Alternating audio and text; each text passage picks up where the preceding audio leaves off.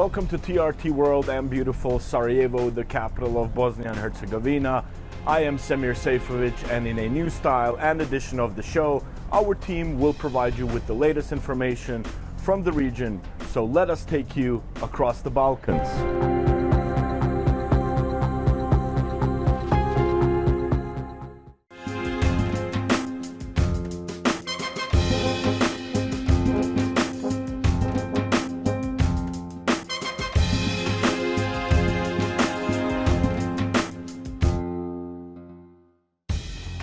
In Serbia, students aren't just marching, they're shutting down the national airwaves, sparked by a deadly infrastructure collapse, blamed on corruption and fueled by years of media manipulation. Young protesters have blockaded the state broadcaster RTS for days, turning protests into performances and creativity into resistance. In a country with a long history of state propaganda dating back to the Yugoslav wars, this battle over the narrative runs deep. Katarina has more from Belgrade on how a generation is fighting to reclaim the truth, one mem, one march, and one broadcast at a time.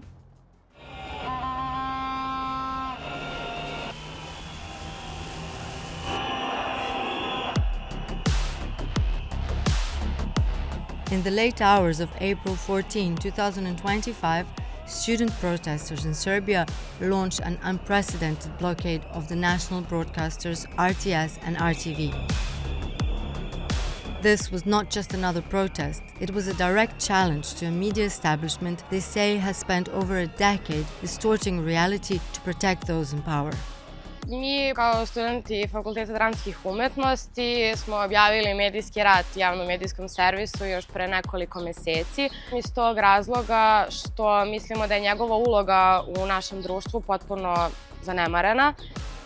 Now entering its 7th month, Serbia's student-led protest movement was sparked by a deadly roof collapse at the Novi Sad train station that killed 16 people, a disaster widely blamed on corruption.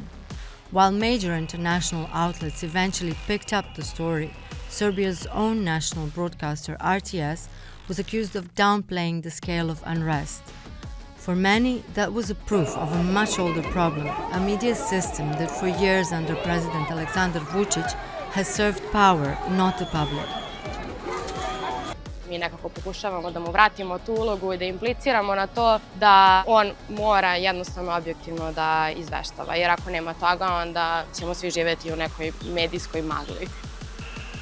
For days, students and supporters held the line, blocking every entrance to RTS from its downtown headquarters in Takovska Street to the massive Košutnjak studio complex, letting only police rotate in and out. They didn't just block the national broadcaster to demand better coverage, they're trying to expose what they say is a propaganda machine that's been scripting Serbia's reality for over a decade.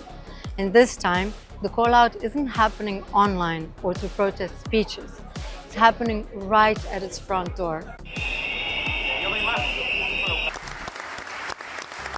Since 2012, under Vučić and the Serbian Progressive Party, Serbia's media has been systematically reshaped into a tool of political control.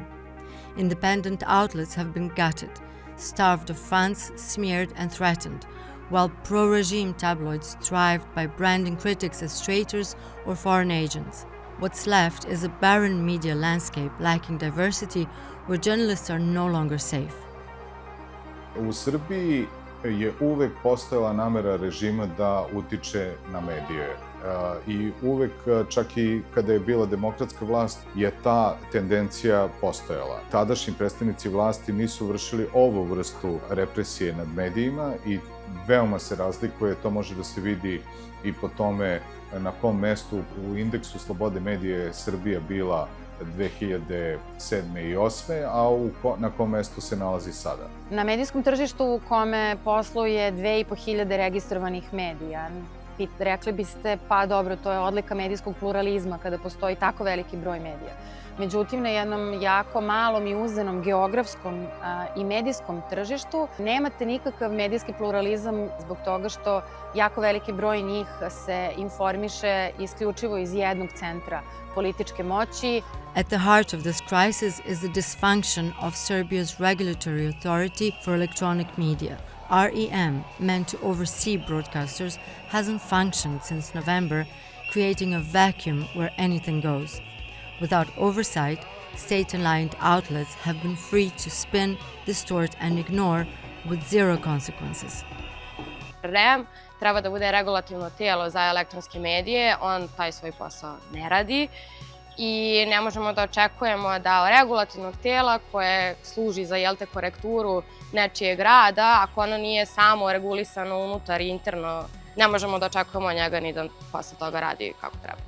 In 2024, investigative outlet Raskrikavanje reported more than 1,400 instances of media manipulation across Serbia, biased headlines, fabricated stories and propaganda favoring Vučić's ruling party. Ono što sad već tabloidne televizije mnoge rade i tabloidi u svom štampanom izdanju je da praktično crtaju mete na čelo mnogim ljudima koji kritikuju vlast i koji se ne slažu sa onim što vlast radi. Ti pritisci su čak u nekom trenutku postali fizički. 3 naših reportera su na samom terenu doživjeli fizičke napade. Mi smo to prijavili policiji, ali nijedan od tih slučajeva nije rešen.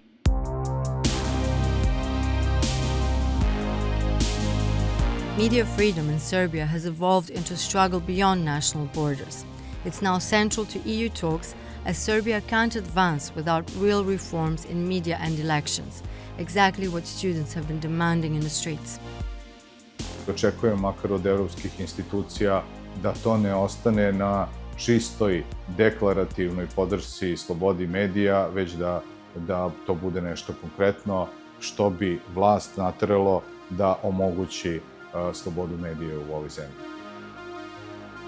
On April 28, 2025, students ended their 14-day blockade of RTS. They stood down after Parliament scrapped the previous REM council selection and opened a new public call for candidates. Ono što je sada jako važno je da se taj javni poziv od trenutka kada bude raspisan drži pod budnim okom svih zainteresovanih, a pre svega mislim na stručnjake. A new public call for REM council members could represent a significant change if those in power are ready to loosen their control. Serbia now finds itself at a critical juncture, facing either deeper repression or a potential revival of democracy. As it stands, Serbia serves both a cautionary tale and a reminder that the struggle for truth is far from over. Katarina Petrovic, Across the Balkans, Belgrade. Propaganda and the media in the Balkans have resulted in bloodshed, political executions, and wars in the past. Although the guns have been silent since the 1990s, in the Balkans, traces of the region's brutal past are still evident. Adama Munu has more.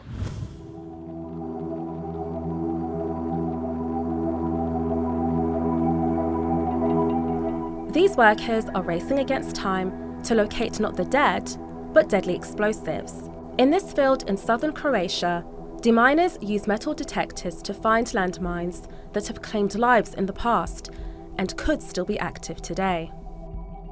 The country's interior ministry is working feverishly to prevent further casualties. It plans to complete the search within a year to make Croatia a landmine-free haven again. 610 osoba je stradalo od mina i eksplozivnih ostataka rata, od toga 207 smrtno, od čega 31 osoba mlađa od 18 godina, od čega njih 6 smrtno i ono što uvijek želimo naglasiti, i stradalo je 134 pirotehničara, od čega 40 smrtno. Millions of landmines were planted in Croatia, Bosnia, Kosovo and Serbia during the bloody wars of the 1990s, after the collapse of the former Yugoslavia. Since then, thousands have lost their lives to mines in uncharted fields, long after the fighting stopped. For those who lived on the front lines of the war, the promise of safety from the landmines is long overdue. 40-year-old Semir Sejfovic was 7 years old when he was struck by one of these.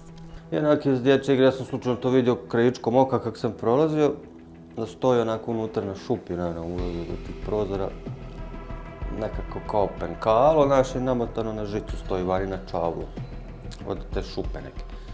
I to u biti, mi smo mislili da je to mikrofon, ali u biti to bio električni detonator broj 17. I tak, to je bila ogromna eksplozija, velika bljesak, vatra, kugla vatre se otvorila među nogama.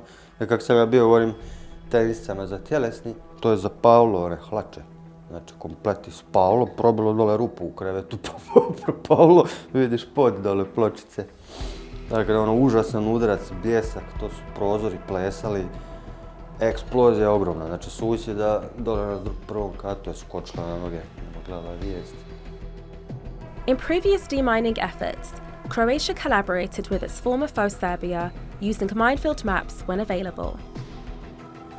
On other occasions, Croatian scientists trained colonies of bees to speed up their detection and removal.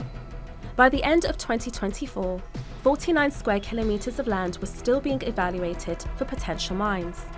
A future free from the fear of landmines is within reach, but for now, the race is far from over. Adam Aminu, across the Balkans.